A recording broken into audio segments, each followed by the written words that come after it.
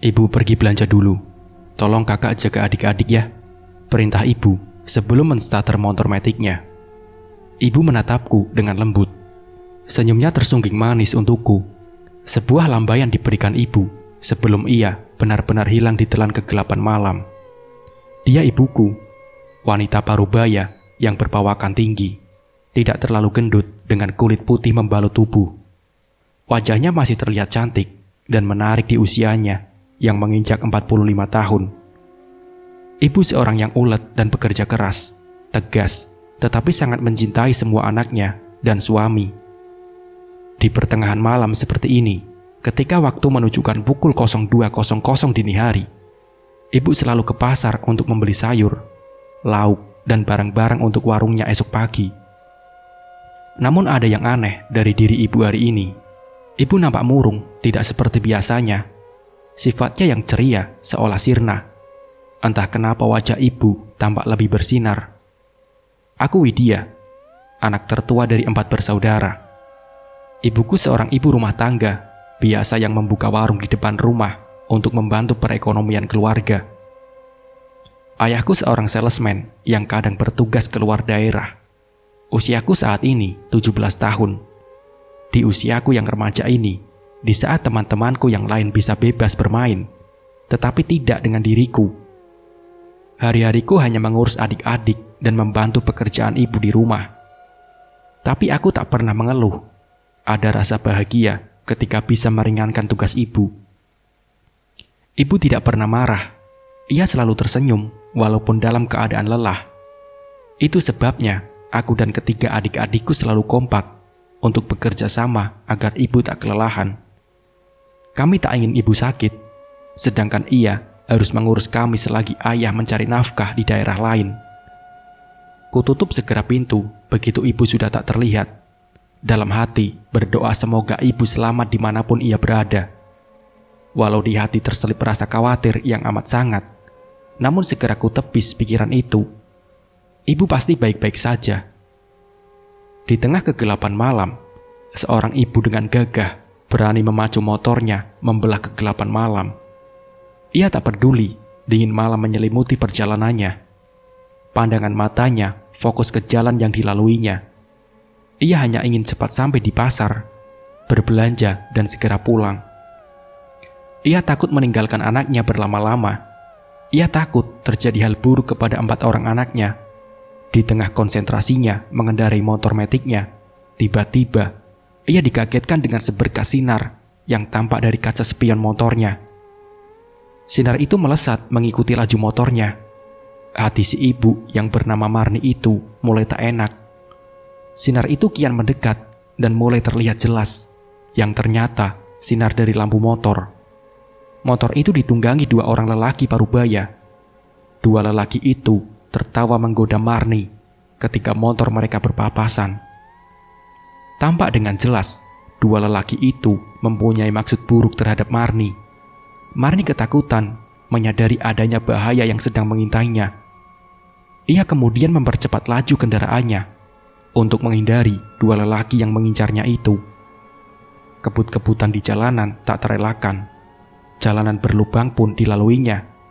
Motor Marni menghentak hebat begitu memasuki lubang besar yang cukup dalam. Brak! Marni pun terjatuh dan terpental di aspal. Kepala dan lengannya robek mengeluarkan banyak darah segar. Ia mengadu kesakitan, berusaha sekuat tenaga bangkit, tetapi tubuhnya sulit digerakkan. Dan 2 lelaki itu menghentikan motornya dan perlahan mendekati Marni yang terkapar tak berdaya. 2 lelaki itu terkekeh kegirangan. Bukannya menolong, mereka malah menginjak keras betis Marni hingga Marni berteriak kesakitan. Hahaha, siapa suruh menghindar? Dasar wanita bodoh, sok jual mahal. Hardik lelaki bertubuh gendut, pendek, dan hitam, seraya terkekeh menjijikan. Dalam keterangan malam masih terlihat jelas wajah lelaki bejat itu. Wajahnya jelek, berhidung besar, dan pesek dengan jerawat memenuhi muka. Mau apa kalian? Jangan ganggu aku, ucapnya ketus. Tangannya menggenggam kaki dan lengannya yang kesakitan. Mereka kompak terkekeh. Dan detik berikutnya, mereka menyeret Marni masuk ke dalam semak di tepi jalan. Tubuh Marni yang penuh luka dan bersimbah darah tak menyurutkan niat jahat mereka. Walaupun Marni meronta dan mengiba, tetapi mereka tetap menyeret Marni masuk lebih dalam ke semak belukar. Marni menangis meminta belas kasihan, tetapi mereka sudah dikuasai hawa nafsu yang sudah tinggi. Marni berusaha meminta tolong berulang kali, namun nihil. Tak ada satu orang pun yang datang untuk menolongnya. Suasana hening dan sepi. Hanya terdengar deru napas penuh nafsu dari kedua lelaki bejat itu yang bersahut-sahutan. Baju Marni dibuka paksa, terkoyak seperti harga dirinya yang direnggut. Wanita itu berontak sekuat tenaga, tetapi dengan mudah terkalahkan. Kedua lelaki itu dengan bebas menjamah dan menghancurkan mahkota kesucian yang ia jaga hanya untuk suami tercinta. Mereka bergantian menjamah dan menikmati tubuh Marni sesuka hati dengan ganas dan beringas. Peluh berjatuhan di tubuh Marni yang sudah tak memakai selembar benang pun. Marni hanya mampu menangis menyesali diri. Mahkota kebanggaannya hancur lebur. Perih dan sakit hingga mengeluarkan darah kental membasahi selangkangannya. Ia pasrah. Tubuhnya lemah tak berdaya. Dalam hati dan pikirannya hanya ada anak-anak dan suaminya. Ia ingin pulang ke rumah, memeluk erat buah hati tercintanya. Setelah puas menikmati tubuh wanita malang itu, kedua lelaki itu mulai berisik. Mereka kembali menyeret tubuh Marni yang sudah lemah masuk ke dalam semak. Tubuh Marni dilempar begitu saja ke tanah, terhempas dan terhentak di antara rerumputan ilalang dan ranting-ranting tajam. Marni mengadu kesakitan. Tubuh polosnya terluka. Dari balik baju, seorang lelaki kurus dan hitam mengeluarkan sebilah pisau tajam. Benda itu bercahaya di tetap sinar bulan. Marni terkesiap melihat benda tajam yang siap menghujam tubuhnya. Sebelum benda itu menancap tubuhnya, lagi-lagi Marni memohon belas kasihan. Tolong, jangan bunuh aku. Anak-anakku banyak, mereka masih butuh aku. Marni mengiba disertai air matanya yang jatuh, berderai membasahi wajahnya yang kotor penuh tanah. Kedua lelaki itu saling berpandangan, dan tanpa aba-aba, lelaki kurus itu menghujam pisau itu berkali-kali ke tubuh Marni. Hanya sekali terpekik, dan dalam hitungan detik, tubuh Marni tak bergerak. Tubuh Marni mengeluarkan banyak darah dari luka tusukan di sekujur tubuhnya. Setelah mereka yakin Marni sudah tidak bernyawa, tubuh wanita malang itu mereka biarkan tergeletak di dalam semak. Mereka lalu pergi sembari terkekeh senang. Sunyinya malam menjadi saksi kesadisan dua lelaki yang dengan tega menggagahi dan menyiksa Marni. Ibu beranak 4 yang harus terpaksa pergi untuk selamanya, meninggalkan keempat anak yang sangat dicintainya. Bunyi berisik disertai aroma masakan yang lezat membuatku terbangun dari tidurku. Kukucek mata yang masih sangat mengantuk. Kutoleh jam bekerku. Baru jam 04.00 pagi. Siapa yang memasak sepagi ini? Batinku. Setahuku, ibu tak pernah memasak pagi-pagi seperti ini. Walaupun membuat sarapan, ibu selalu memasak di atas jam 7 pagi. Dan ini terlalu dini. Rasa penasaran membuatku beranjak melangkahkan kaki ke arah dapur. Ternyata memang ibu yang sedang asik memasak. Ku dekati ibu yang nampaknya tak mengetahui kedatanganku. Sudah pulang, Bu? Widya tak mendengar motor ibu. Ucapku begitu mendekati ibu. Ibu hanya terdiam membisu. Aku merasa ada yang lain dengan ibu. Ia lalu menatapku lekat, seperti ingin menyiratkan sesuatu. Ibu, Bu, ulangku menunggu jawaban ibu. Ibu menghentikan acara masak-masaknya. Ia lalu menggandeng tanganku dan mengajakku duduk bersamanya di kursi. Ia memandangku lekat. Ku tatap wajahnya yang putih pucat. Wid, ibu, ada permintaan untukmu. Bisakah ibu mempercayainya? Tanya ibu dengan mimik yang berubah serius. Ada apa, Bu? Ibu tak seperti biasa. Ibu tak kenapa-napa kan? Aku balik bertanya. Terselip rasa khawatir di hatiku melihat perubahan sikap ibu yang mendadak menjadi pendiam. "Tidak, ibu baik-baik saja, nak. Tapi ibu minta kamu tidak banyak bertanya tentang ibu. Ibu kemana? Ibu sedang apa? Yang penting kamu jaga baik-baik adikmu. Jika pagi menjelang, urus adik-adik dan warung. Kamu berhenti sekolah dulu sebelum urusan ibu keluar.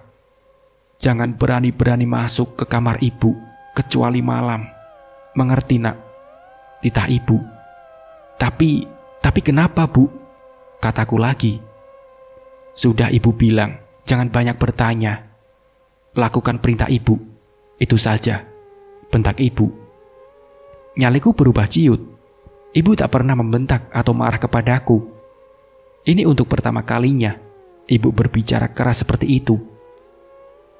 "Sekarang kamu tidur. Jangan usik pekerjaan ibu.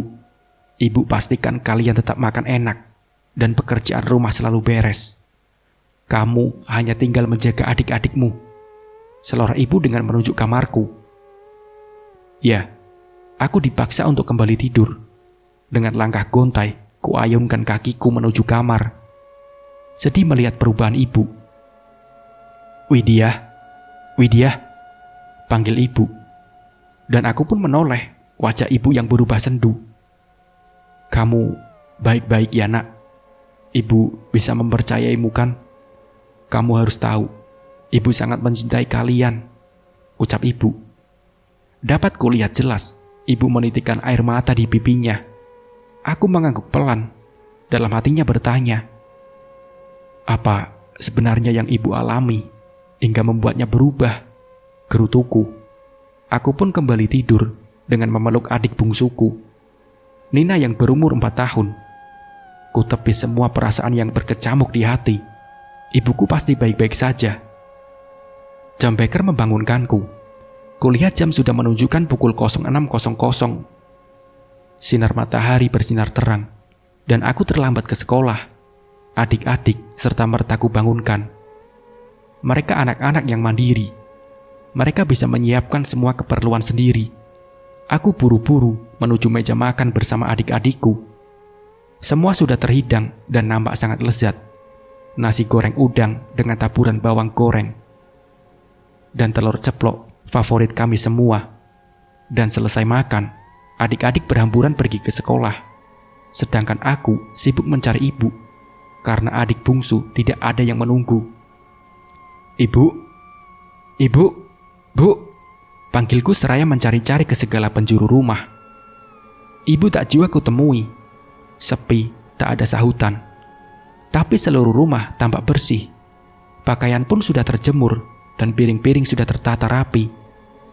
Kutatap Nina yang anteng main sendiri.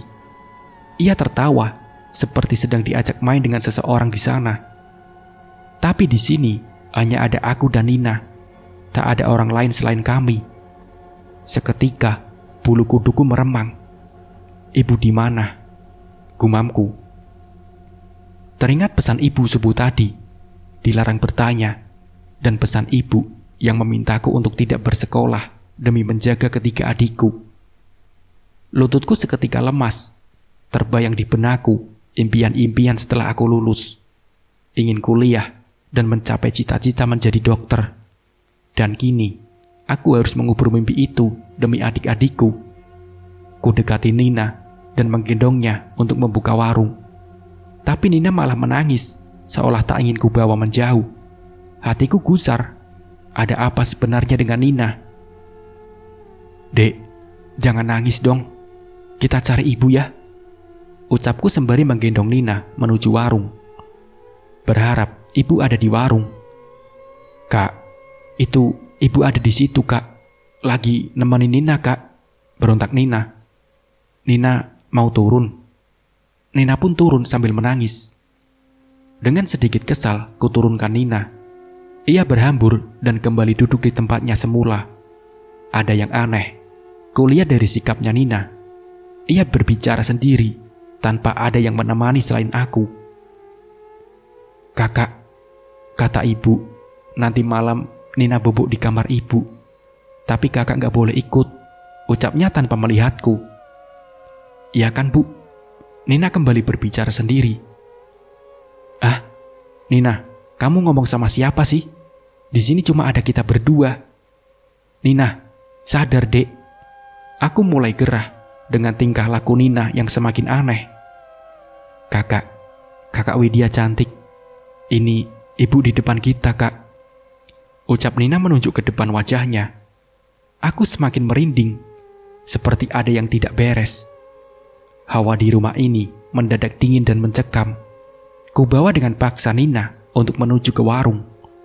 Walaupun Nina berontak dan menangis, tetap kubawa pergi keluar dari dalam rumah. Serasa ada yang mengikuti dari belakang. Aku tak berani menoleh. Walaupun matahari bersinar terang, tapi tetap aku ketakutan. Entah karena apa. Kulihat warung masih terkunci rapat. Nina kuletakkan di kursi teras. Kubuka warung dengan perlahan. Masih kosong. Tak nampak ibu memasuki warung. Lagian warung pun masih terkunci. Tak mungkin ibu bisa memasuki. Nina kembali anteng. Aku pun tak berani memasuki rumah seorang diri. Duduk di warung bersama Nina yang asik bermain. Meladeni tetangga yang datang berbelanja. Sedikit menghibur diriku yang diredung rasa takut. Wait, kok tumben kamu yang jualan? Libur ya? Tanya Yuk Siti sembari memilih sayuran. Ibu Marni mana? Lanjutnya, iya Yuk, lagi libur. Ibu juga lagi ada perlu katanya. Jawabku berbohong. Oh ya Wit, ibumu kalau belanja sering malam kan Wit? Hati-hati bilangkan ibumu, banyak begal yang keliaran jam segitu. Ujar Yuk Siti. Dek, jantungku seolah terhenti. Aku terpaku mendengar ucapan Yuk Siti. Ketakutan kembali menggerogoti diri. Bagaimana jika sesuatu terjadi kepada ibu? Tadi subuh ibu sudah pulang kok Yuk, tapi entah kemana. Dia dari pagi gak nampak. Ucapku berusaha tenang. Sedangkan dadaku rasanya bergemuruh. Iya, alhamdulillah kalau begitu. Ya Yuk, cuma sekedar ngingetin Duk. Senyum Yuk Siti sebelum ia pamit pergi. Kurenungi ucapan Yuk Siti. Rasa khawatir kembali menyergap di hati. Ibu di mana? Batinku lirih. Brak! Aku terkesiap begitu mendengar bunyi pintu yang seperti didobrak. Lamunanku buyar. Aku seketika ingat Nina yang sejak tadi kutinggalkan bermain sendiri di teras. Segera bangkit dan mencari Nina. Nina, di mana kamu, Dek? Aku seketika lemas mendapati adikku Nina yang tak ada di teras. Nina. Berulang kali kupanggil namanya, namun tak juga ada sautan dari bibir kecilnya. Ku cari Nina ke segala penjuru rumah, dapur, kamar mandi, kamarku dan kamar adik-adikku yang lain. Tak ada. Nina tak kutemukan. Sembari menangis terisak, ku cari Nina tiada henti. Tapi Nina seolah lenyap di telan bumi. Aku merasa bodoh. Mengapa bisa kutinggalkan Nina sendiri? Kini tibalah aku di satu-satunya tempat yang belum kuperiksa, kamar ibu. Tapi teringat ucapan ibu tadi subuh. Dilarang masuk kamar ibu ketika pagi, siang, dan sore. Malam-malam baru boleh. Nyaliku mulai ciut. Dengan gemetar, kubuka pintu ibu. Jantungku berdebar kencang. Kubuka pintu, lalu kupanggil adikku. Nina. Ketakutan kembali menyergap diriku. Kamar ibu nampak sangat gelap. Tak ada sinar sedikit pun. Ku coba menghidupkan lampu, namun nihil, lampu tak juga hidup. Bulu kuduku merinding begitu memasuki kamar ibu yang gelap gulita. Nina, kulihat samar-samar sesosok tubuh sedang berbaring di ranjang ibu. Ku dekati perlahan dengan kaki yang gemetar hebat. Nina, ku sentuh tubuh itu perlahan. Sosok itu menggeliat. Ia menoleh dengan perlahan. Kakak, Nina, sedang apa kau di sini, Dek? Ucapku seraya memeluk Nina erat. Aku menangis kencang. Pergi. Ku dengar suara lirih menyuruhku pergi dari kamar ibu. Dengan tangan gemetar, ku gendong Nina yang masih memelukku. Mataku seketika membesar begitu melihat bayangan hitam melesat di depan mataku. Dengan secepat kilat, ku bawa Nina pergi keluar dari kamar ibu. Brak! Pintu tertutup sendiri. Ketika aku dan Nina berhasil keluar dari kamar ibu, jantungku deg-degduk tak menentu. Keringat dingin mengucur. Seumur hidup baru kutemui sosok mengerikan seperti itu. Dan itu di kamar ibu. Apakah itu ibu? Tapi kenapa begitu menyeramkan sosok ibu? Kakak kenapa, Kak? Suara Nina membuyarkan lamunanku. Aku terduduk menatap mata Nina. Ku hela napas dalam-dalam. Ku lepas dengan perlahan. Adek kenapa bobok di kamar ibu? Tanyaku hati-hati. Adek kan bobok sama ibu, Kak. Kakak yang kenapa bangunin adek? Nina balik bertanya. Adek, ibu gak ada di rumah, dek. Lain kali, kalau mau kemana-mana ajak kakak, ucapku. Itu ada ibu, Kak. Nina gak bohong. Kalau kakak gak percaya, masuk deh ke kamar ibu. Nina cemberut melihatku. Rasa penasaran menelusup relung hatiku. Dengan tangan gemetar kembali kubuka pintu. Terkunci. Kamar ibu tiba-tiba terkunci. Kubalikan badan dan mengajak Nina pergi meninggalkan kamar itu. Kembali ke warung dan menunggu pembeli seperti perintah ibu. Sore menjelang, tapi ibu tak kunjung pulang. Adik-adik sudah mandi dan mereka selalu menanyakan ibu. Aku hanya menggeleng karena memang tidak tahu di mana keberadaan ibu. Azan maghrib berkumandang, menandakan hari masuk waktu malam. Selesai sholat berjamaah, kami menunggu di depan TV. Ayah tadi menelpon memberi kabar jika ayah akan pulang. Dengan sabar, kami menunggu ayah dan juga ibu yang belum pulang. Terdengar suara orang sedang memasak.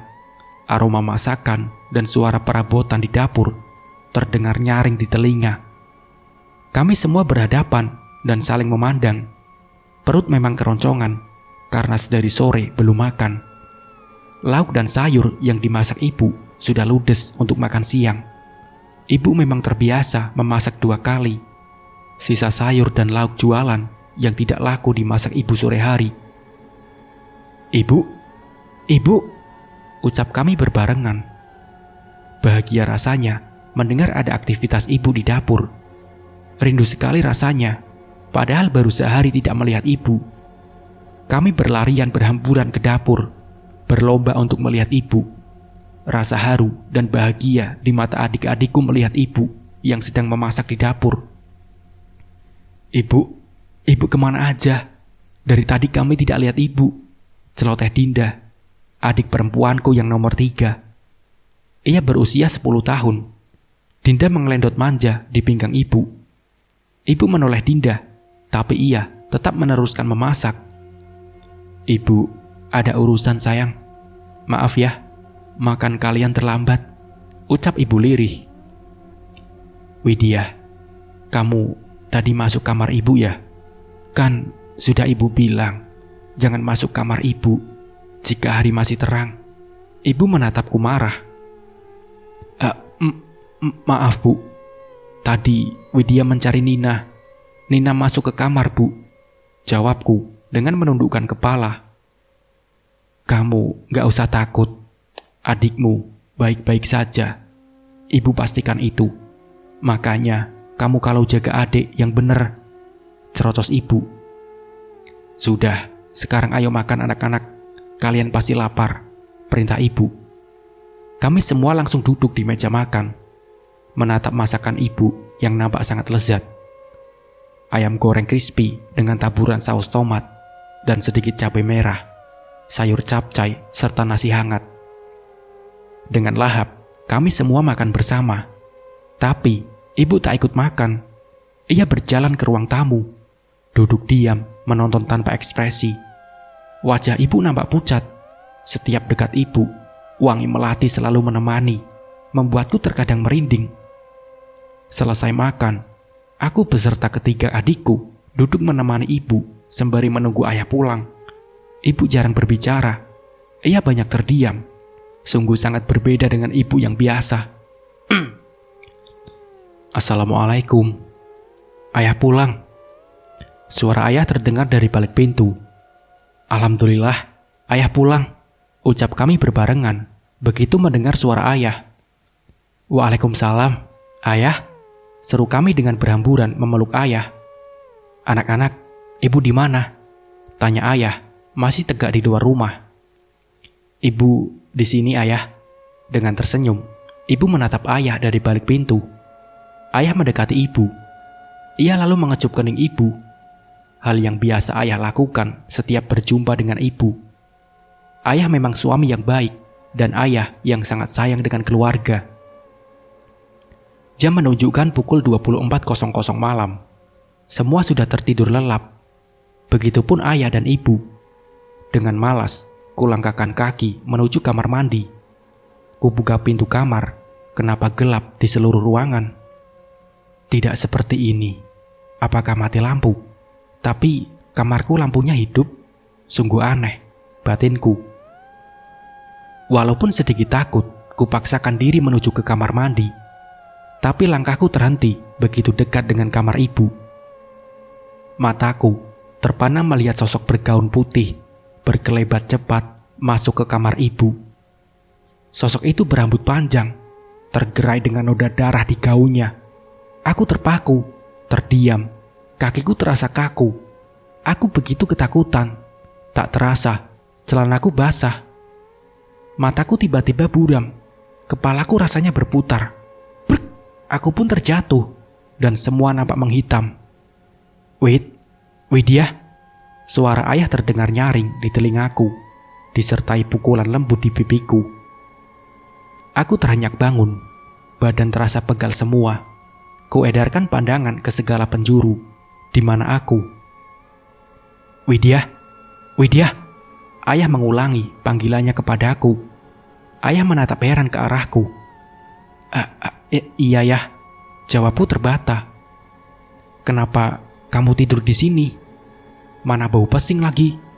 Seru ayah dengan menutup hidungnya. Teringat kejadian mengerikan tadi malam, membuatku bergidik ngeri. Ingin kuungkapkan kepada ayah, tapi takut ayah gak percaya. Ibu mana ya? Tanyaku mengalihkan ucapan ayah. Ibumu sudah pergi sedari subuh. Sepertinya ada perlu, jawab ayah sekenanya dan berlalu pergi menuju dapur. Ayah, panggilku. Apa? Jawab ayah. Ayah menghentikan langkahnya dan menolehku. Apa ada yang aneh terhadap ibu ya? Tanyaku penuh selidik.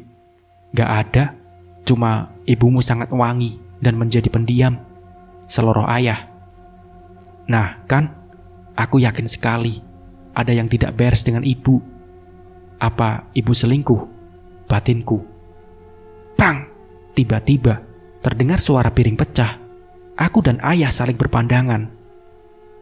Bukan ayah, ucap ayah cepat. Lantas siapa ya? Tanyaku. Mungkin tikus, jawab ayah cuek. Ya udah, kamu mandi Wid. Kamu dan adik-adikmu mau sekolah kan? Tidak ayah. Enggak ya, Widya enggak sekolah lagi. Aku menggeleng pelan.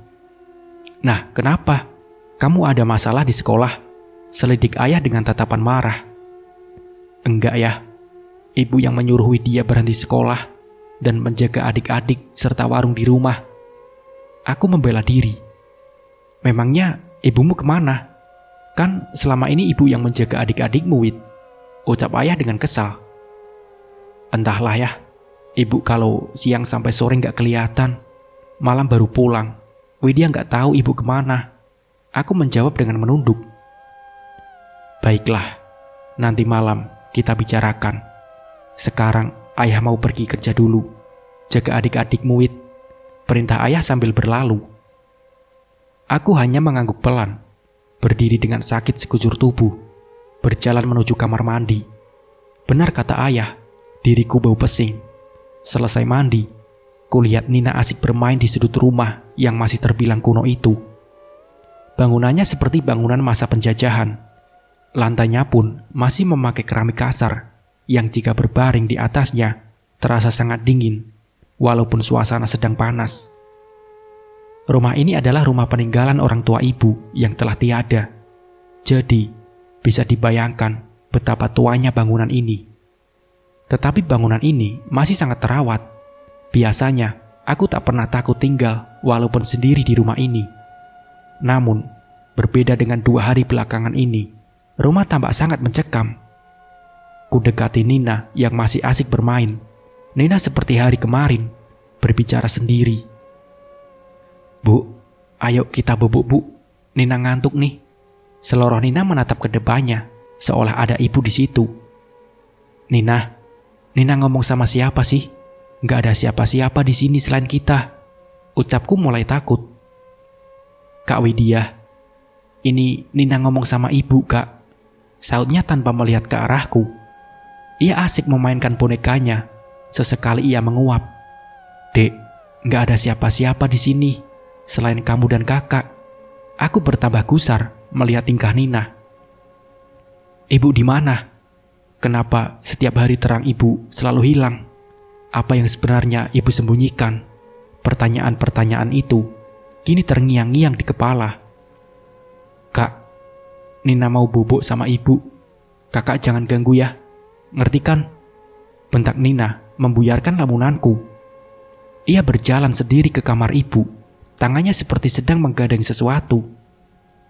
Nina, panggilku begitu ia sudah berada tepat di depan kamar ibu. Pintu pun terbuka. Nina tak menyahutiku. Ia melangkah masuk ke kamar ibu. Nina, brak! Pintu itu tertutup dengan sendirinya. Untuk beberapa detik aku terpaku, segera sadar begitu Nina masuk ke kamar ibu. Nina, ku ketuk pintu kamar ibu berkali-kali, tapi tak ada jawaban sedikit pun. Pintu terkunci dari dalam. Nina, jawab dek, jawab. Kamu baik-baik saja kan? Raungku. Bulir-bulir bening itu mulai jatuh. Aku takut Nina kenapa-napa. Ibu di mana? Tolong aku, Bu. Tangisku semakin pecah.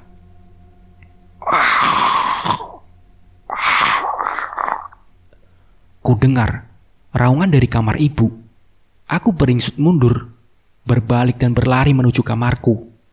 Kakiku gemetar. Ingin rasanya mendobrak pintu kamar ibu. Tapi aku teringat perkataan ibu. Aku tak boleh masuk ke sana. Untuk sementara, ku tenangkan diri terlebih dahulu, menguasai rasa takutku. Ibu, nanti malam aku akan mencari tahu apa yang sebenarnya terjadi dengan ibu. 2 jam aku menunggu Nina. Akhirnya, Nina keluar kamar dalam keadaan baik-baik saja. Ia nampak sangat ceria. Aku sangat bersyukur Nina tidak kenapa-napa. Ia berceloteh, riang seperti biasa, bermain bersama kakak-kakaknya.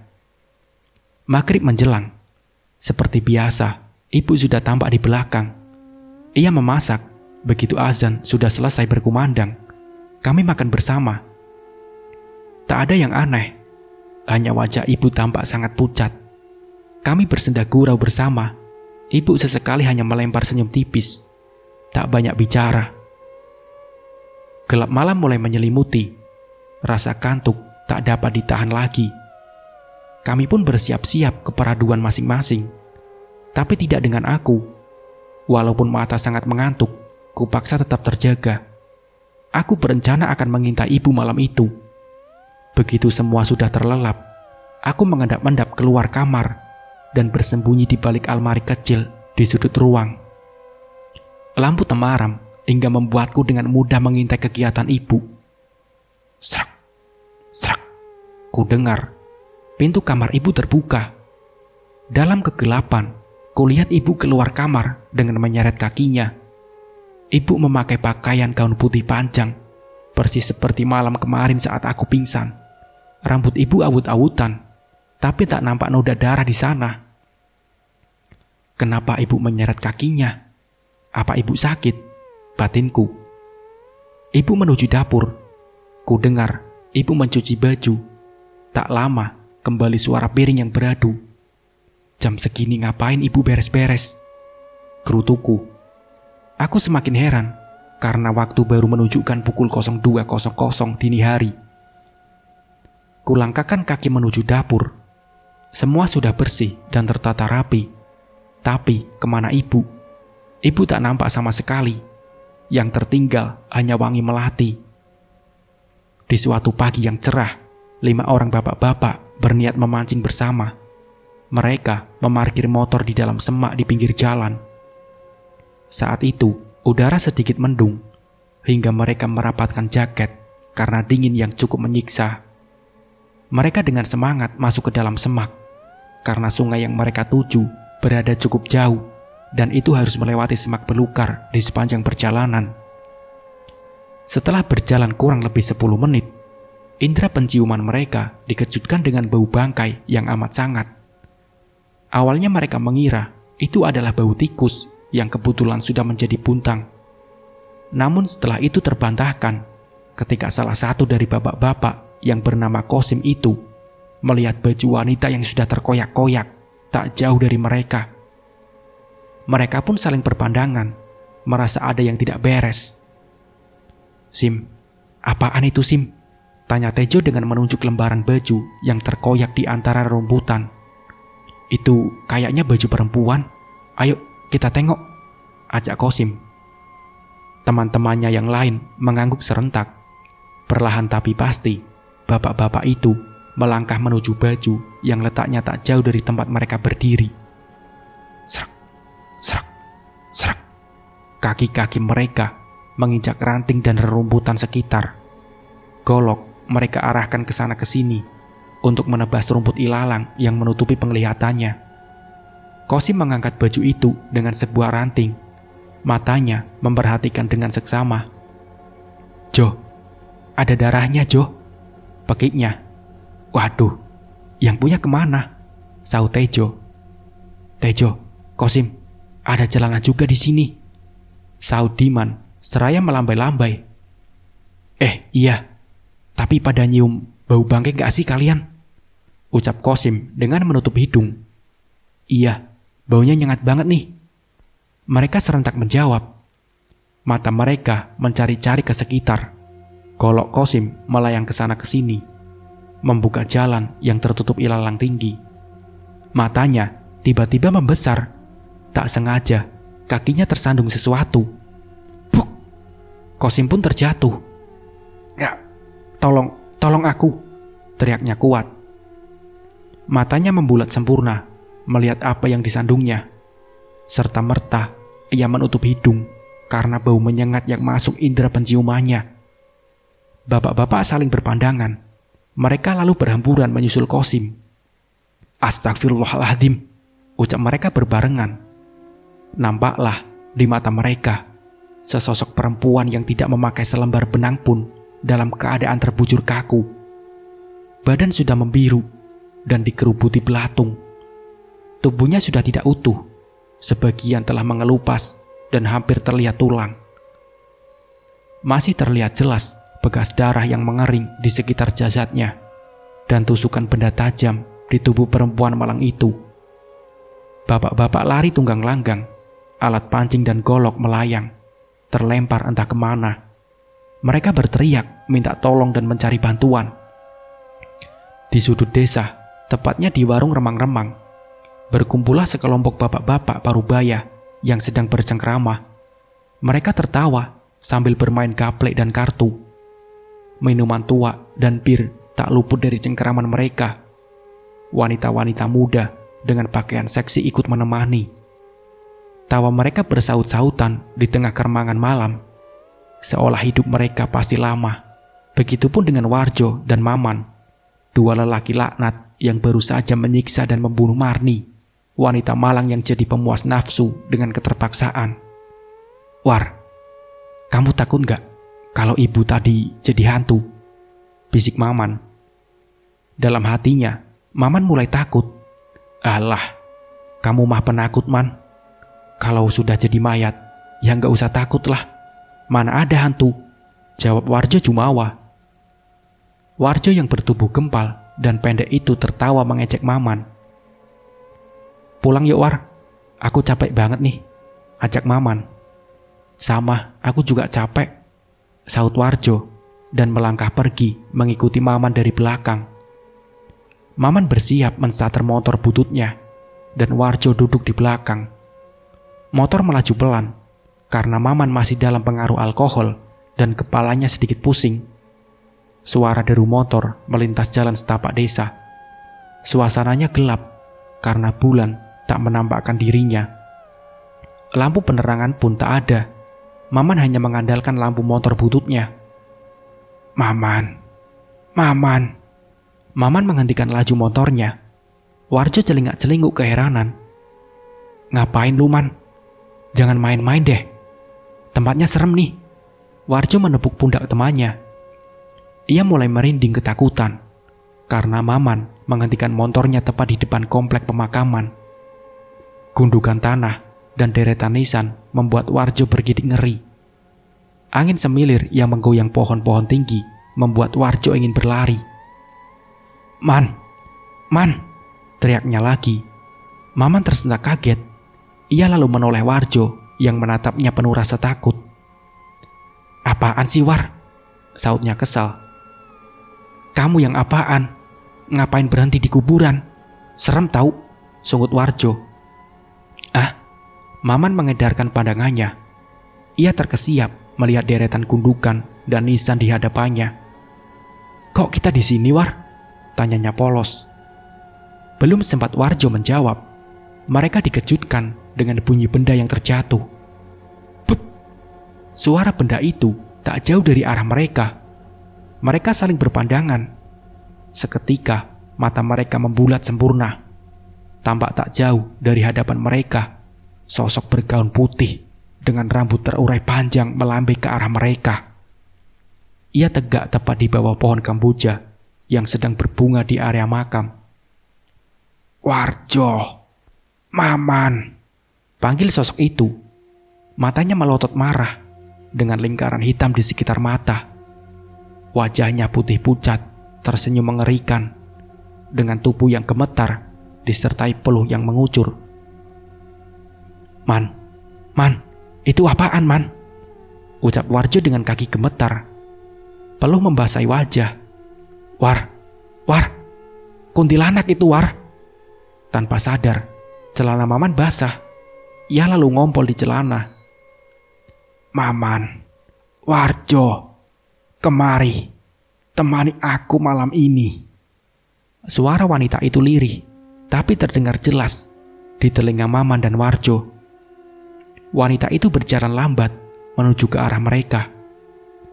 Angin yang semilir kadang menyibak gaun panjangnya yang putih, namun banyak noda darah. Nampak dalam keremangan malam, kaki wanita itu melayang dengan warna putih pucat. Warjo dan Maman menggigil ketakutan. Man, cepat hidupi motornya, Man. Bisa-bisa nyawa kita melayang, Man. Seru Warjo dengan tepukan keras di punggung Maman. Iya sabar. Ini juga lagi aku engkol. Berulang kali, Maman mengengkol motornya. Tetapi tak juga bisa dihidupkan. Sedangkan wanita itu terus mendekat dengan sunggingan senyum mengerikan di bibirnya. Matanya bulat melotot dengan lingkaran hitam mengelilingi. Rambutnya tergerai awut-awutan. Semakin mendekat, tercium aroma bangkai yang menyengat. Man, lari, Man, lari. Warjo memberi instruksi. Gimana mau lari, War? Kaki aku lemas, War, kayak lumpuh, sentak Maman. Peluhnya mengucur membasahi pakaiannya. Apa kalian lupa aku?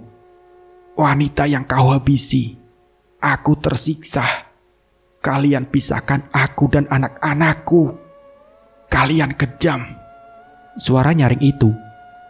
Maman dan Warjo menatap takut. Wanita itu menangis pilu. Jarak beberapa meter. Wanita itu berbalik.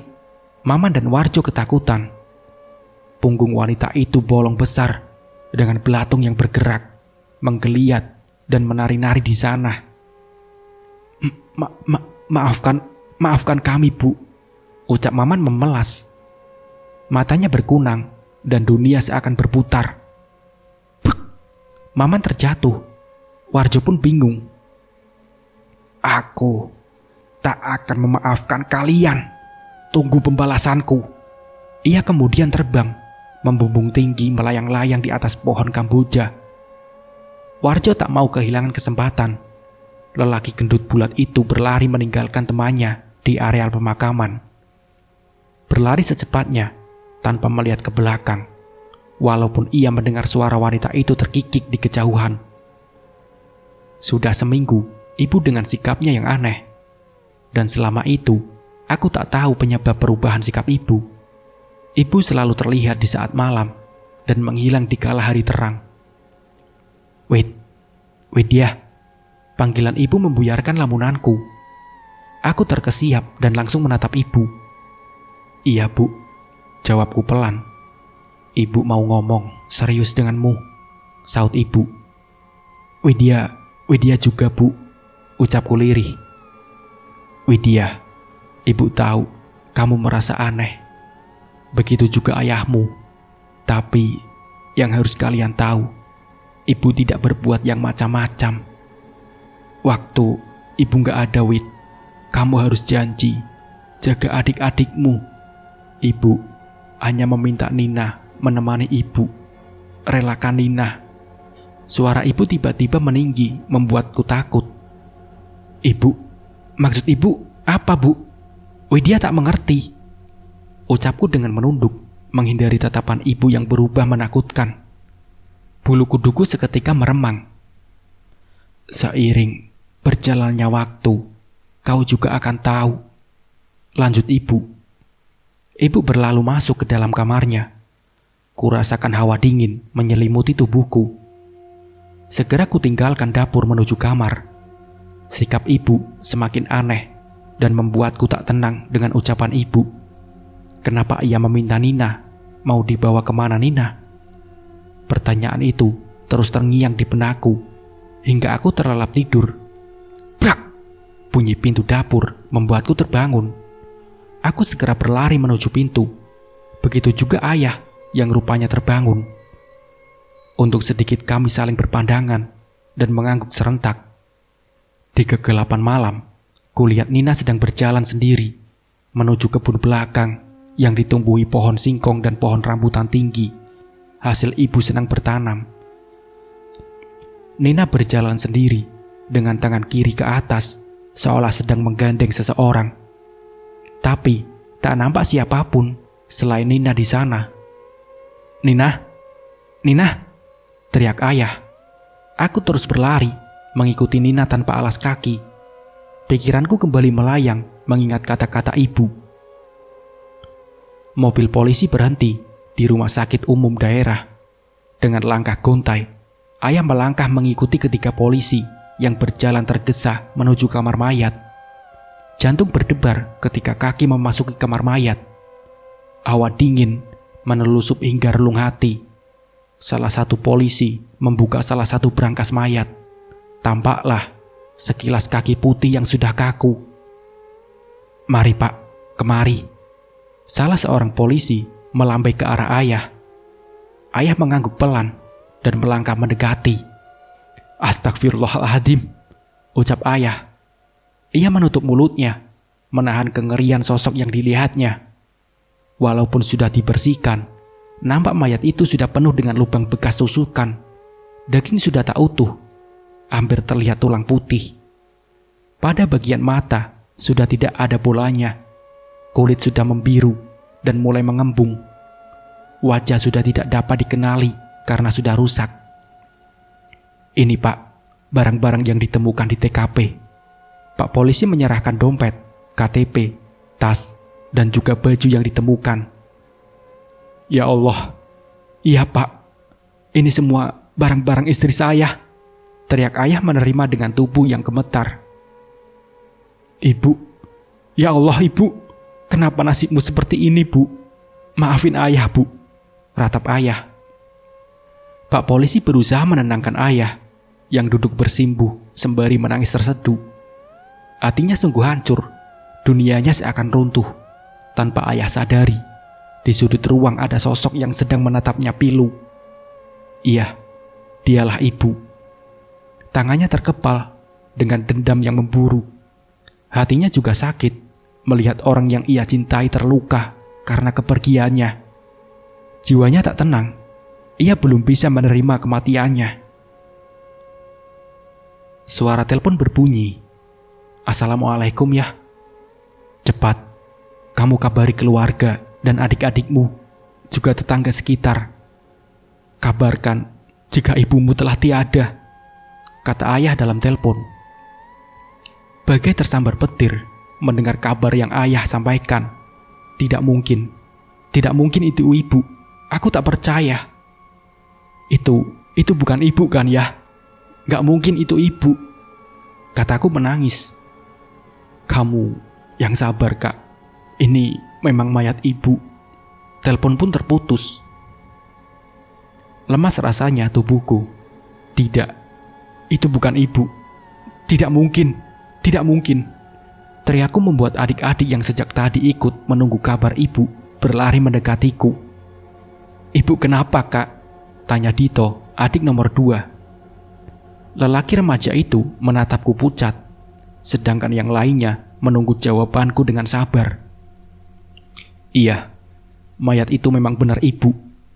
Ayo, kita siapin keperluan dan memberi kabar keluarga dan tetangga sekitar," ucapku berusaha tabah. Sedangkan bulir itu menetes tanpa kusadari. "Tidak, ibu, jangan tinggalin kami, Bu." Semua adikku menangis meraung. Ku peluk mereka dan ikut larut dalam suasana haru. Namun tidak dengan Nina.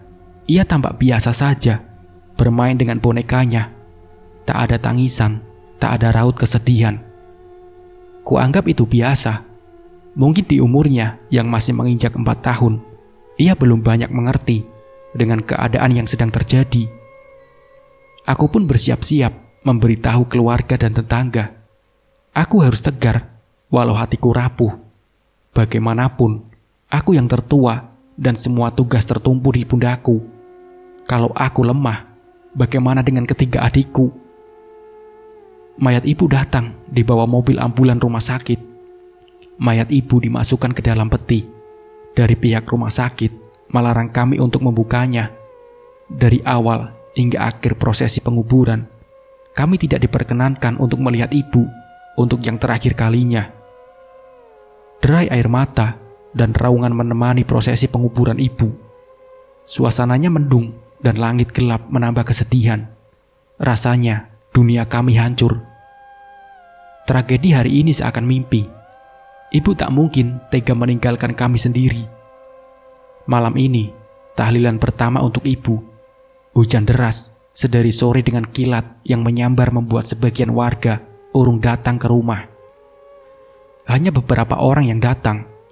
Suaranya rumah tak begitu ramai. Sekitar 30-an orang dengan keluarga. Warga kusuk memberikan doa untuk ibu. Namun, semua tak berlangsung lama. Ketika indera penciuman kami menangkap aroma harum makanan dan perabotan dapur yang berbenturan seperti orang yang sedang memasak. Pengajian terhenti sejenak. Semua orang saling beradu pandang. Setahu tidak ada siapapun di dapur malam ini.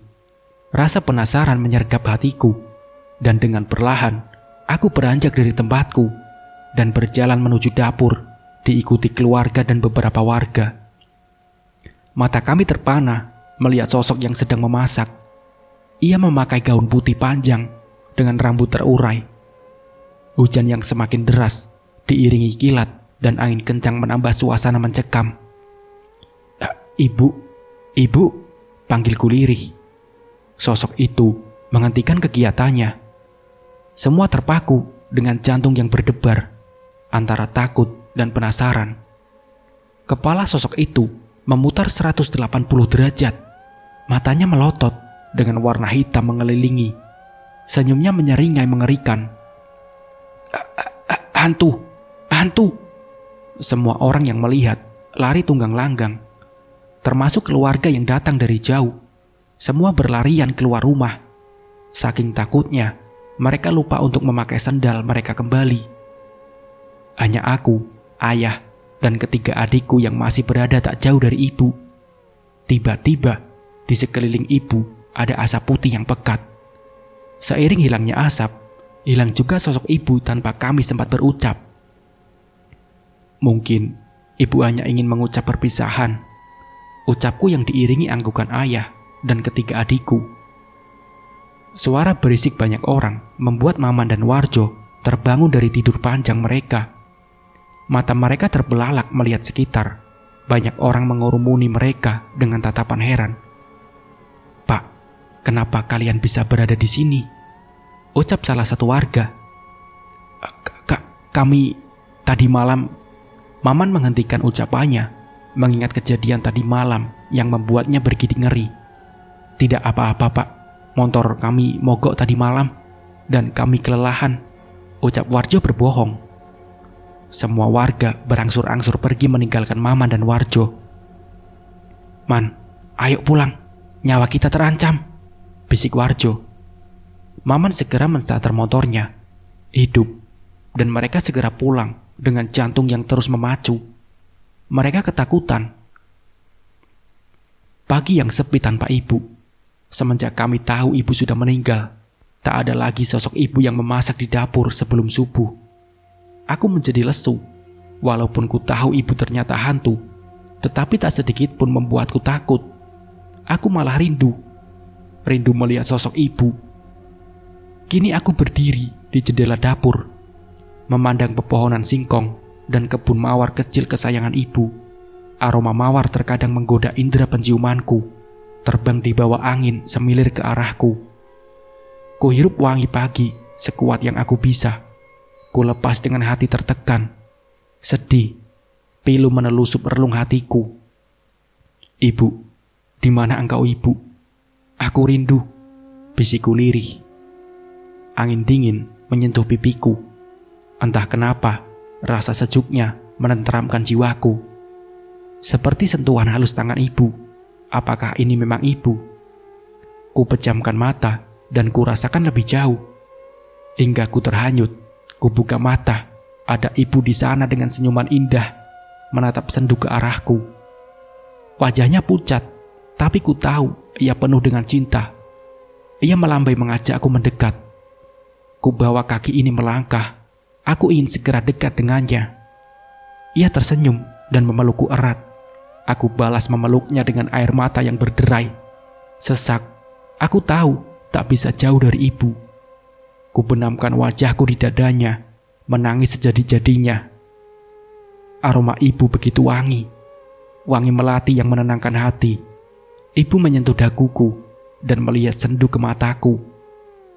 "Kamu kuat sayang, kamu anak yang kuat dan kakak yang hebat," ucap ibu. Ia menyunggingkan senyum semanis mungkin untukku. "Tidak, Bu. Widya tidak bisa tanpa ibu. Widya takut." Aku menangis terseduh. "Maafkan ibu. Ibu tak mampu menjagamu dan adik-adikmu lebih lama. Ibu mau, tapi takdir yang tidak mengizinkan." Ibu lalu mengecup keningku. Aku semakin erat memeluknya. Ibu melepaskan peluknya. Ia kembali tersenyum. Asap putih membalut tubuhnya dan terbang membumbung ke angkasa. Hilang dalam sekejap. "Ibu! Ibu!" teriakku.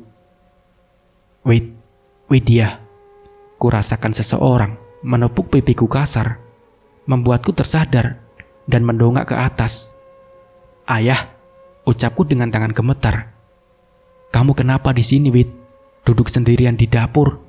Adik-adik kamu sudah nungguin kamu buat sarapan, malah bengong." Seloroh ayah menatapku tajam. Tadi ada ibu ya," jawabku pelan. Ayah terdiam sejenak. "Sudah, jangan bicara tentang ibu terus. Kasihan adik-adikmu, Wid." Ayah membalikkan badan dan melangkah meninggalkan aku yang masih terpaku. Tahlilan hari kedua, tak ada seorang pun datang ke rumah. Sepertinya semua orang masih trauma dengan kejadian kemarin malam. Iya, sangat wajar, karena sosok ibu memang sangat mengerikan malam itu. Hanya ayah, aku, Dito, Dinda dan Nina di ruang tamu duduk melingkar sembari membaca doa untuk ketenangan arwah ibu. Lantunan doa terdengar sangat merdu keluar dari bibir ayah yang bergemetar. Mungkin menahan sedih yang mendalam. Serentak kami menghentikan pengajian dan menatap piano yang berada di sudut ruang keluarga. Dentingan suara piano ditemani dengan suara ibu yang sangat merdu dengan membuat bulu kuduk seketika berdiri. Suara ibu. Iya, itu suara ibu. Ruang keluarga yang sedikit temaram disinari lampu, ruang sudut yang hanya 5 watt menyinari wajah ibu yang pucat. Lantunan suara merdu yang mendayu membuat kami terhipnotis antara takut dan bahagia. Nina beranjak dari duduknya. Namun, ayah segera menggapai tangannya. Nina berontak. Ayah tetap menggeleng dan menahan langkahnya hingga Nina menangis terisak. Ibu menghentikan lagunya. Ia menatap tajam ke arah ayah. Semua menjadi ketakutan dan saling berpelukan. Nina tetap berontak dan berusaha menggapai ibu dari kejauhan. Ibu tegak dan menunjuk ke arah ayah. Matanya melotot mengerikan. "Lepaskan anakku." Suara ibu terdengar sangat nyaring dan memekakan telinga. "Pergi, Mar. Dunia kita berbeda. Jangan ganggu aku dan anak-anak lagi," pekik ayah. Ibu, jangan tinggalkan Nina, Bu," ratap Nina, berusaha menggapai tangan ibu. Angin kencang menabrak tubuh ayah, hingga ayah terpental membentur dinding. Brak! Ayah mengadu kesakitan. "Ayah!" teriak kami serentak dan berhamburan memeluk ayah. Menolong ayah untuk bangun. Tanpa kami sadari, Nina berlari menuju ibu. "Nina? Mana Nina?" teriak ayah. Kami saling berpandangan. "Nina? Nina?" lanjutnya. Warjo meringkuk ketakutan di dalam kamar. Istrinya berulang kali mengetuk pintu, tetapi Warjo tak juga menyahut. Hujan petir menyambar disertai angin kencang. Suara ranting yang beradu seperti suara cakaran, kuku-kuku tajam. Bunyi air hujan seperti suara tapakan kaki di atas atap. Warjo menggigil ketakutan. Matanya ia tutup dengan paksa. Keplak! Sesuatu jatuh tepat mengenai hidungnya yang megar. Menggeliat membuat hidung Warjo merasakan geli yang teramat sangat. Benda itu bergerak, memaksa Warjo membuka matanya. Dia ambil dan ditatap benda itu dengan seksama. Benda berwarna putih itu menggeliat bergerak tak menentu. "Belatung, dari mana ini?" ucap Warjo lirih. Warjo mendongak ke atas langit-langit kamar. Ia ingin berteriak, namun suaranya seperti tercemar di kerongkongan. Matanya melotot, melihat makhluk yang sekilas di atas kepalanya. Makhluk itu tertawa lebar hingga mengoyak pipinya. Darah menetes di sekitar matanya yang bolong. Lidahnya menjulur, menjilati kening Warjo. Warjo ingin berlari, tapi tubuhnya kaku, tak dapat bergerak. Dari mulut makhluk itu keluar belatung-belatung sebesar jari bayi, menggeliat masuk ke dalam mulut Warjo yang ternganga lebar.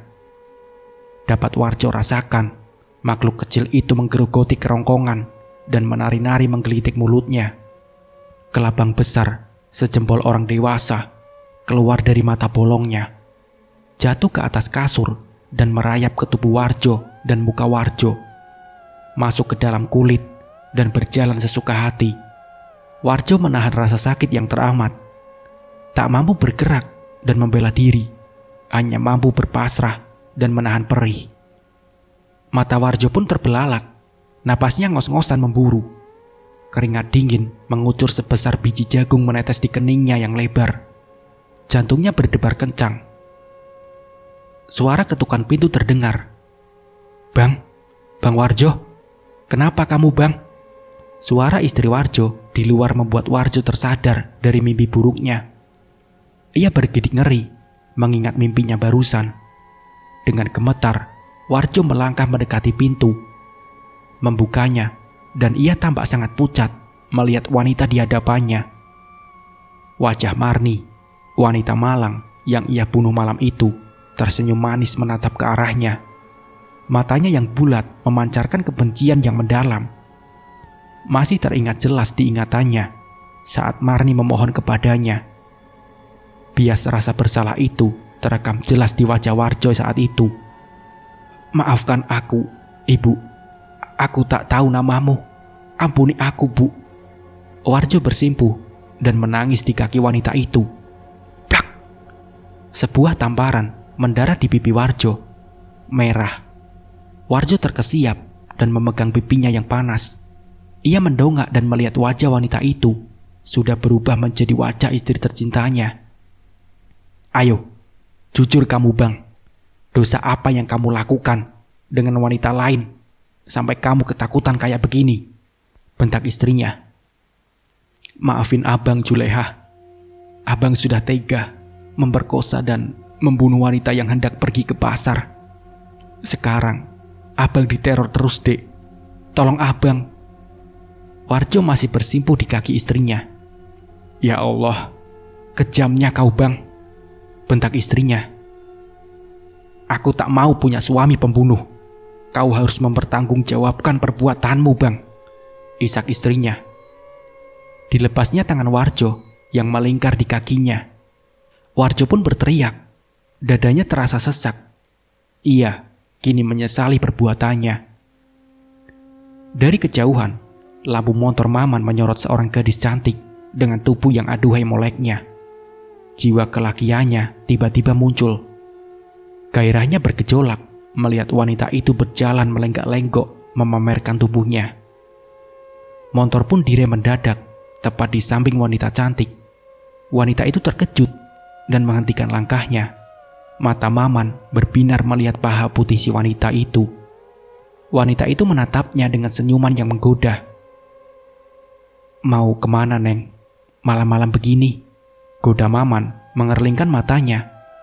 "Ya, biasa Mas, jualan," jawabnya dengan sentilan di dagu Maman, membuat Maman semakin bernafsu melihatnya. "Jualan? Jualan itu?" Maman menunjuk wanita dengan gaya genitnya. "Iya Mas, mau coba? Malam ini setengah harga saja. Saya obrol loh Mas. Dari tadi sepi, belum ada langganan," rayu si wanita itu. Darah Maman seakan berdesir. Nafsunya sudah diubun-ubun, seperti tertimpa durian runtuh. Kapan lagi bisa menikmati wanita cantik dengan harga yang ramah di kantong? Tak menunggu waktu lama, Maman membawa si wanita ke gubuk yang jauh dari pemukiman. Gubuk reot yang tak lama dihuni di tengah area persawahan. "Ayo, buka. Mas sudah tak sabar," ucap Maman penuh nafsu. Napasnya memburu. "Bukain dong Mas," ucap si wanita dengan manja. Wajah cantik si wanita itu terlihat samar-samar terkena cahaya bulan di sela-sela lubang. Manja banget kamu cantik." Tangan nakal Maman mulai menggerayangi bagian punggung wanita yang terasa sangat mulus. Ia membuka resleting dengan tergesa. Ia mulai meraba bagian belakang si wanita. Maman sangat menikmati kulit mulusnya. Hingga Maman merasakan sesuatu yang lembek dan bergerak-gerak di belakang tubuh si wanita. Segera, ia menarik tangannya. Matanya terbelalak melihat tangannya yang berlumuran darah juga nanah, beserta belatung-belatung putih yang menari-nari manja. Serta-merta, Maman melihat wanita di hadapannya. Wajah wanita itu berubah rusak, penuh koreng dan luka merah bernanah. Mulutnya menganga, mengeluarkan darah, beserta kelabang dan belatung-belatung besar. Matanya bolong, dengan bola mata yang tergantung di wajahnya. Ia menjulurkan lidah, seolah ingin melahap Maman. Maman pun berteriak dan segera berlari keluar gubuk dengan tergesa. Wanita dengan gaun merah darah itu terbang mengikuti sambil terkikik, membuat Maman gemetar. "Mau kemana kamu, Man? Kamu harus mempertanggungjawabkan perbuatanmu," pekik si wanita marah. "Maafkan aku akan menuruti semua maumu. Tapi tolong jangan ganggu aku lagi," ucap Maman sembari terus berlari.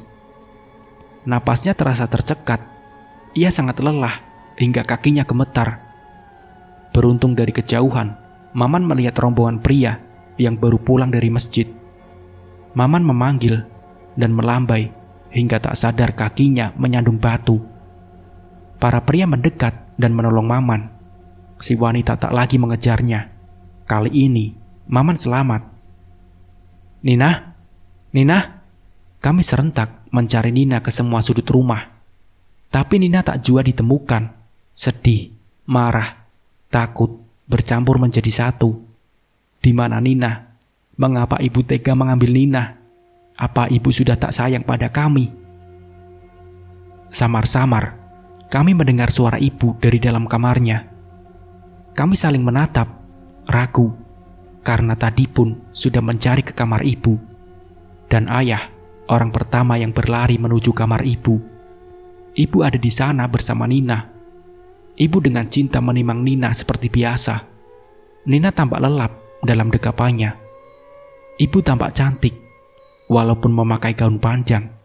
Tiada lagi wajah amarah di sana. Ayah tak berani mendekat. Ia menatap ibu dengan berurai air mata. Begitu juga dengan aku dan kedua adikku. Kami sungguh terharu melihat cinta ibu yang begitu besar untuk Nina. Ibu kemudian meletakkan Nina di atas kasur. Sebuah kecupan lembut mendarat di pipi kembulnya. Ia menoleh dan tersenyum manis menatap kami yang berdiri mematung. Tubuhnya kemudian dibalut asap putih dan terbang membubung tinggi memasuki ventilasi dan hilang dalam sekejap.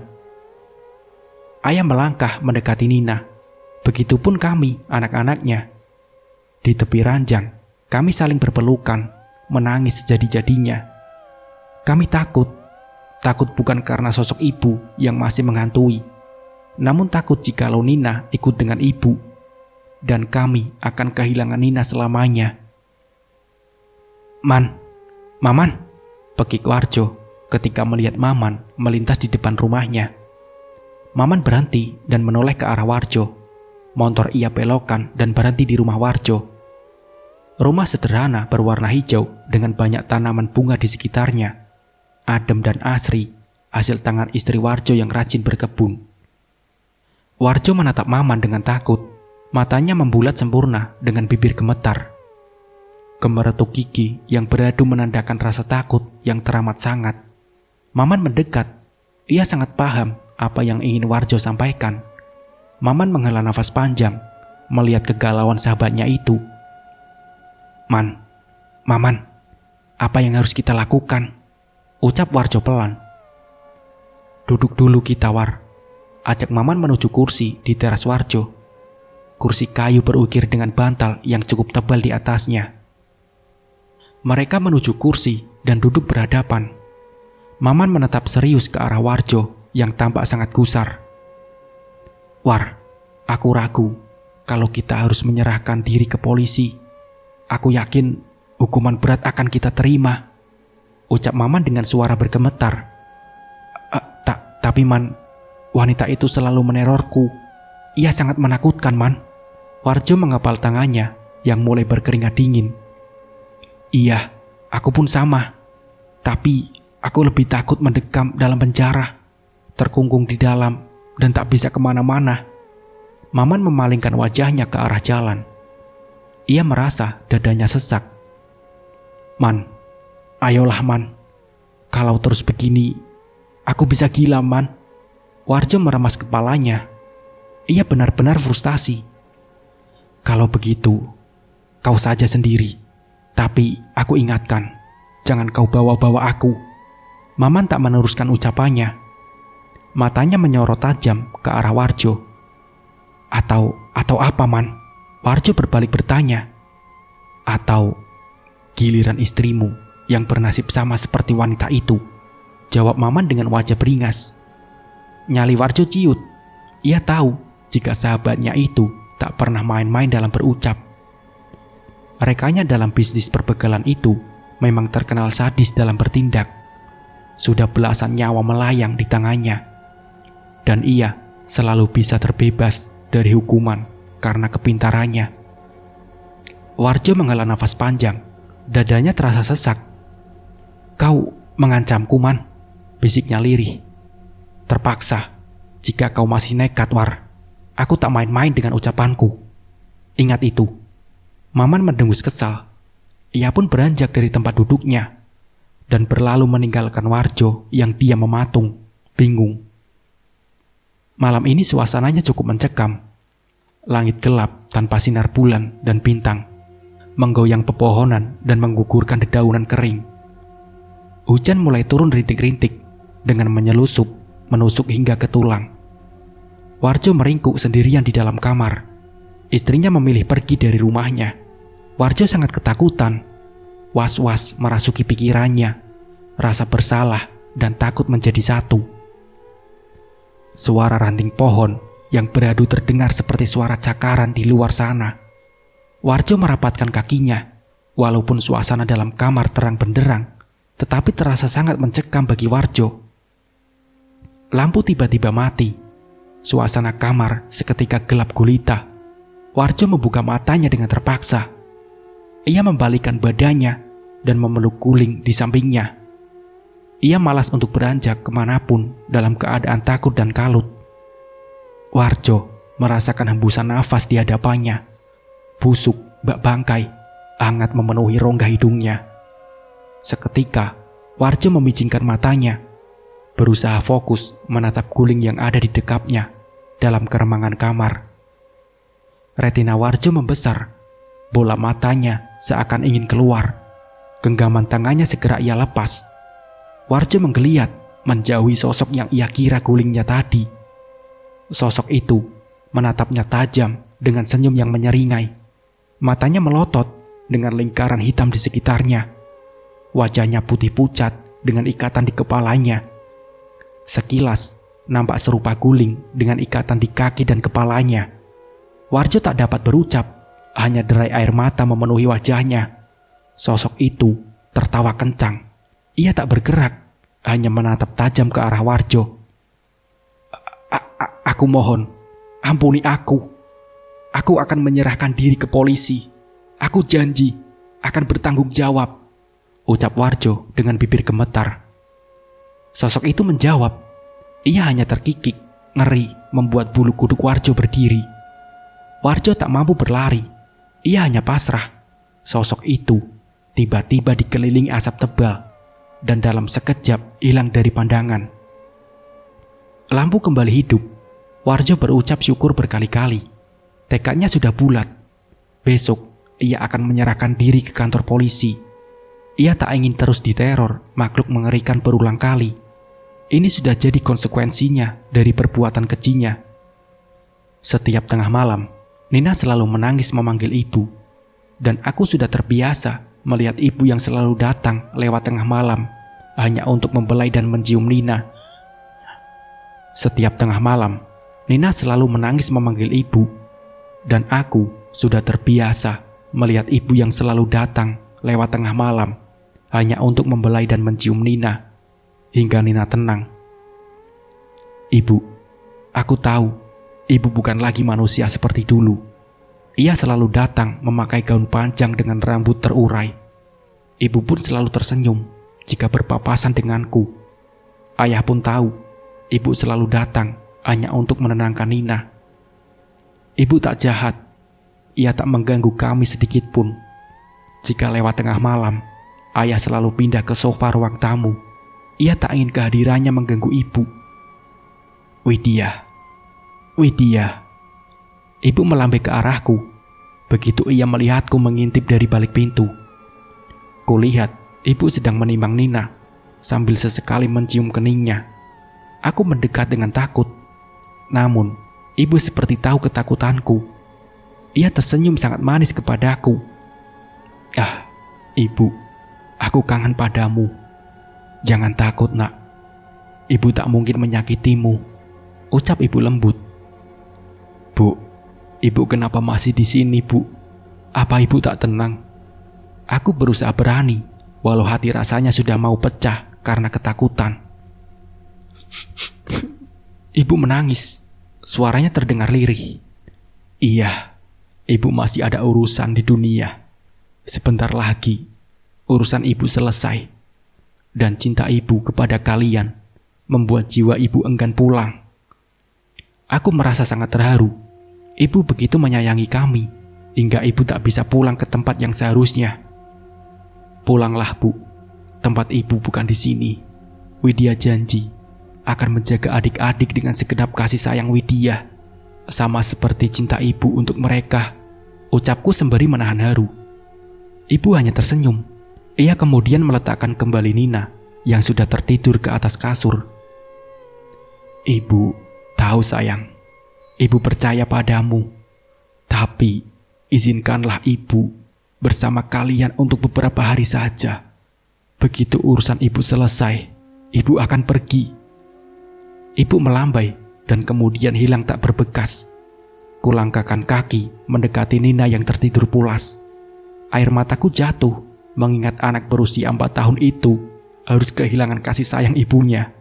Kejam, sungguh kejam mereka yang telah menganiaya ibu hingga meninggal. Mereka memisahkan paksa ibu dan anak-anaknya. Mereka dengan bebas berkeliaran di luar sana, sedangkan kami di sini merana karena harus kehilangan ibu yang kami kasihi. Ibu, aku tahu ibu kini tersiksa. Tenanglah ibu, tenangkan hatimu agar damai jiwamu. Ikhlaskan ibu, ikhlaskan. Ini sudah takdirnya. Cobalah menerima ini ibu, agar damai dan tenang ada di hatimu. Aku sangat mencintai ibu. Nina sayang, kakak akan selalu ada di dekatmu, mencintai dan menjagamu. Tidurlah adikku Nina, adikku yang cantik dan gembul. Kau tak boleh terus menangis. Adikku, tawamu harus kembali menceriakan hari-harimu. Kakak janji, badai ini pasti berakhir. Di lain hari, Warjo bergegas menuju kantor polisi. Ia melangkah seorang diri tanpa Maman ataupun istrinya. Hatinya sudah mantap untuk mengakui semua kesalahannya. Ia tak ingin dibayang-bayangi rasa bersalah dan kematian. Ia ingin damai dan tenang. Di kantor polisi, Warjo mengungkapkan semua dengan lugas. Namun, ia tak membawa Maman dalam kesaksiannya. Ia mengakui semua perbuatan kejinya. Polisi tak menunggu waktu lama untuk membawa Warjo masuk ke dalam sel. Sidang akan segera menyusul. Warjo tak gentar, ia malah merasa lega. Dalam hati, terselip rasa sesal yang teramat. Ia tahu karena perbuatannya, ia telah memisahkan wanita itu dari orang-orang yang dicintai. Ia ingin mengucap maaf, walau hanya mampu dalam hati ia ucapkan. Dinding dingin dalam sel dan lantai keras semen tak membuat nyali Warjo ciut. Ia menatap halaman kosong di depan selnya yang hanya diterangi lampu 5 watt. Dalam kerembangan malam, sekilas nampak sekelebat bayangan putih dari jauh. Matanya ia fokuskan, jantungnya mulai berdegup kencang. Samar-samar, ia melihat seseorang wanita dengan gaun putih. Rambutnya terurai panjang dengan senyuman yang sangat manis. Ia melambai tanpa mengucap sepatah kata pun. Tatapannya sendu menyayat hati. Maafkan aku, sungguh aku sangat menyesal telah melakukan perbuatan keji padamu, ucap Warjo lirih. Air matanya menetes, membasahi pipinya yang keriput. Wanita itu mengangguk dan melemparkan senyum yang teramat manis. Asap putih tebal mengelilinginya, membubung tinggi ke udara dan perlahan menghilang. Warjo menatap dengan haru, menunduk dan menangis terseduh. Beb, udah siap-siap belum? Malam Jumat ini. Seloroh Maman kepada istrinya yang sedari tadi asik bersolek di depan cermin. Apaan sih? Kasih uang dulu, bentak istrinya. Ya ampun Beb, uang kemarin dah habis. Shopping mulu kamu ah, Maman balik membentak. Lagian kamu bang, biasa juga ngasih 5 juta seminggu. Ini 5 juta untuk sebulan, ya gak cukup lah. Istri Maman nyerocos tak berhenti, hingga membuat Maman pusing. Ia memilih untuk membelakangi istrinya, dan menutup kupingnya dengan bantal. Maman mengakui, semenjak teror wanita itu, Maman tak lagi leluasa untuk menjalani profesinya sebagai seorang begal. Was-was selalu menyertai langkahnya. Ditambah rekan kerjanya yang kini memilih untuk mengungkapkan kebenaran, ia semakin enggan untuk keluar rumah. Oh, dasar lelaki payah kamu, sungut istrinya, sembari berlalu pergi meninggalkan Maman sendiri di dalam kamar. Maman masih diam. Ia malas berdebat dengan istrinya yang egois. Ia pasti bakal kalah. Entah berapa lama Maman tertidur. Seketika ia bangun ketika belayan lembut mengusap pipinya. Maman membuka matanya pelan. Ditatapnya wanita cantik di hadapnya. "Masih marah ya, Beb?" ucap Maman lirih. Ditatapnya wanita yang tak lain istrinya itu dengan sendu. "Enggak lah, Bang. Kalau marah, nanti aku tak dapat jatah malam Jumat," serunya centil. Dikecupnya pipi Maman manja. Aroma semerbak melati menguar dari tubuh istrinya. "Tumben pakai parfum melati, Beb. Biasanya kamu paling anti," protes Maman. Iya, biar tambah pengen kamu, Bang," jawabnya menggoda Maman. Maman semakin bernafsu. Lampu tidur dimatikan Maman. Ia segera mencium istrinya dalam suasana remang-remang. Sinar bulan hanya masuk dari tirai yang tak seberapa tebal. Awalnya, Maman menikmati ciuman istrinya. Aroma melati memang membuat Maman terhipnotis. Namun lama-lama, Maman merasa bau mulut istrinya berubah menjadi bau bangkai. Dan ia merasakan sesuatu yang bergerak di dalam mulutnya. Maman pun muntah dan mendorong istrinya kuat. Samar-samar, dilihatnya sesuatu bergerak di muntahannya. Maman menatap lantai dengan nanar. Belatung dan cacing bergerak membuatnya bergidik ngeri. Maman menatap istrinya yang duduk bersimpuh tak jauh darinya. Kepala wanita itu memutar seperti gasing tiada henti.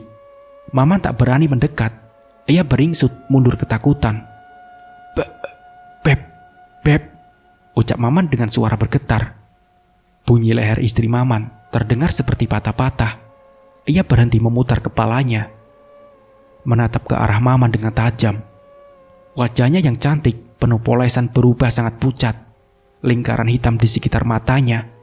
Ia melotot dan membuka mulutnya dengan perlahan. Dari dalam mulutnya keluar lidah yang sangat panjang, menjilati wajah Maman yang ketakutan. Lidah itu berbau anyir, membuat Maman menahan mual. Tubuh Maman bergetar. Lidah itu membelit lehernya dengan kencang. Maman tak dapat bernapas. Ia berusaha sekuat tenaga untuk lepas.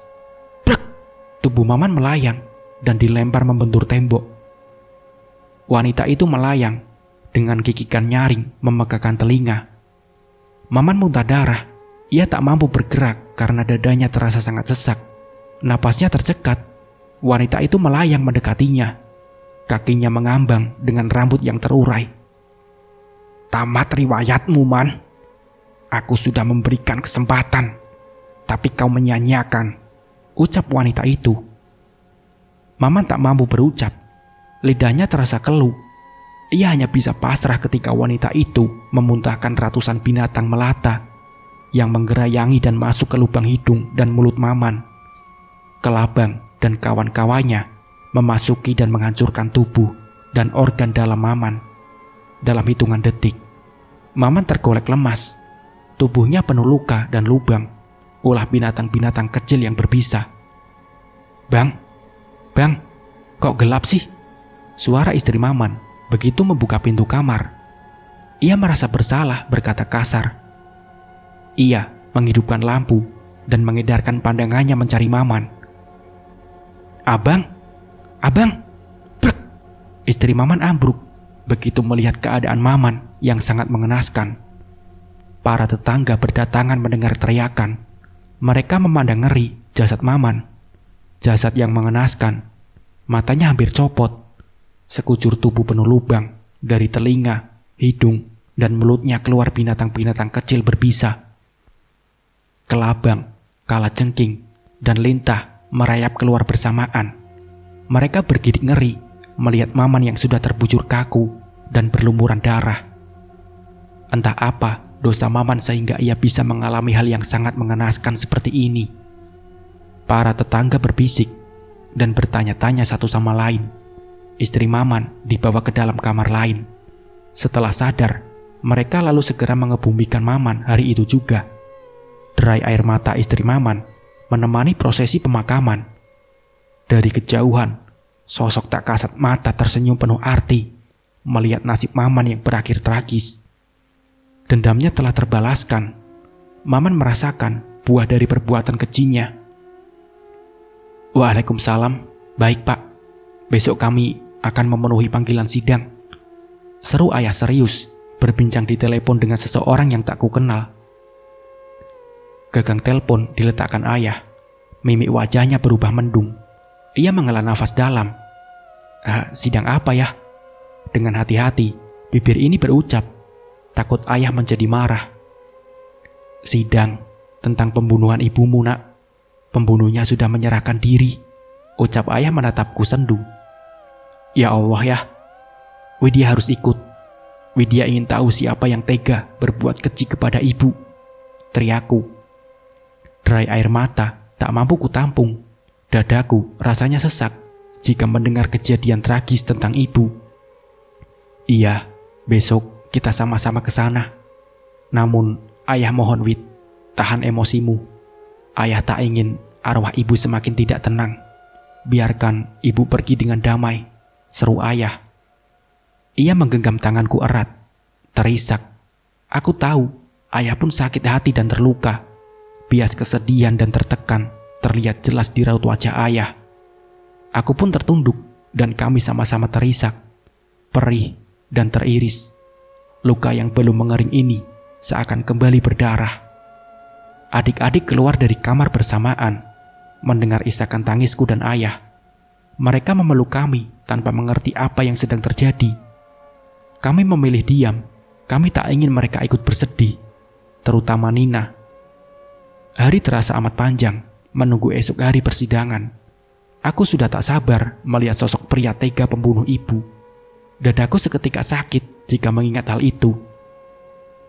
Nina, kamu belum tidur, Dek. Ucapku begitu melihat Nina yang tiba-tiba muncul di kamarku. Seperti biasa, dengan menggendong boneka Hello Kitty kesayangannya. Ia menggeleng dan beringsut mendekatiku. Ia menatapku dalam dan memelukku erat. Kakak, ibu tadi datang. Tapi ibu bilang, ibu tidak bisa datang lagi. Nina sedih, Kak. Ku dengar Nina mulai terisak. Ku pegang wajah Nina dan menatap Nina. Ia mendongak dan melihat jauh ke dalam mataku. Sebisa mungkin, ku sembunyikan bias kesedihan. Aku tak ingin Nina bertambah sedih. Nina, ibu ada urusan dan harus pergi jauh sekali. Tapi, di dalam sini, ibu selalu menemani. Nina tetap bisa melihat ibu, walau hanya dalam mimpi. Kataku dengan menunjuk dada Nina. Apa ibu tidak akan kembali, Kak? Nina kembali terisak. Aku menggeleng pelan. Kupeluk Nina dan mendekapnya dengan erat. Kakak yang akan menggantikan ibu. Kasih sayang kakak sama seperti ibu. Kakak sayang Nina dan akan selalu ada untuk Nina. Kucium keningnya, bulir bening menetes tepat di kepalanya. Ikhlaskan ibu, Nina. Biarkan ibu tenang di sana. Nina sayang ibu kan? Seruku berusaha menghibur Nina. Iya, Kak, Nina sayang ibu, ucap Nina lirih. Sekilas ku dengar seseorang bernyanyi di luar sana. Ku gendong Nina dan ku bangunkan adik-adikku yang lain. Hujan gerimis di luar tak menyurutkan langkah kami. Senandung lagu yang sering dinyanyikan ibu. Iya, aku yakin sekali itu ibu. Langkah kami terhenti. Ayah sudah berdiri di ambang pintu. Ia menatap tajam keluar. Pelan-pelan kami mendekati ayah. Nina ingin berlari, tapi cepat ditangkap dan digendong ayah. Kami semua terdiam, terpaku. Hanya Nina yang berontak ingin turun. Ibu, Nina ikut, Bu. Tangis Nina pecah diiringi yang lain. Ibu menatap sendu ke arah kami. Ia melambai, tapi tetap berdiri mematung. Ibu tampak sangat cantik dengan balutan hijab putih yang menutupi. Anak-anak, ibu pamit pergi. Ingat, jangan nakal ya. Urusan ibu sudah selesai. Ibu sudah tenang. Widya, ingat pesan ibu, nak. Jaga semua adikmu dengan baik. Urus rumah. Ibu minta maaf, tidak bisa menjaga kalian lagi. Nina, ikhlaskan ibu ya, nak. Nurut sama kakak. Ayah, ibu minta maaf. belum bisa menjadi istri yang terbaik. Tapi yang harus ayah tahu, ibu sangat mencintai ayah. Kami semua mengangguk mendengar ucapan ibu. Tangis haru membasahi pipi melekat kepergian ibu. Ibu tersenyum sangat manis ke arah kami. Mungkin inilah senyum terakhir yang bisa kami lihat dari wajah cantik ibu. Angin bertiup semilir membuat gaun ibu melambai ke sana dan ke sini. Ia kemudian berbalik dan terbang membumbung tinggi ke atas langit. Kami menatapnya hingga ibu benar-benar hilang di telan malam. Iya, aku sadar, dunia kami sudah berbeda. Aku tak ingin menyimpan dendam. Takdir yang dijalani ibu memang tragis. Tapi tetap ada kata maaf untuk mereka yang melakukan kesalahan. Begitupun dengan pembunuh ibu. Aku memilih untuk memaafkan seperti permintaan ayah. Aku hanya ingin ibu tenang.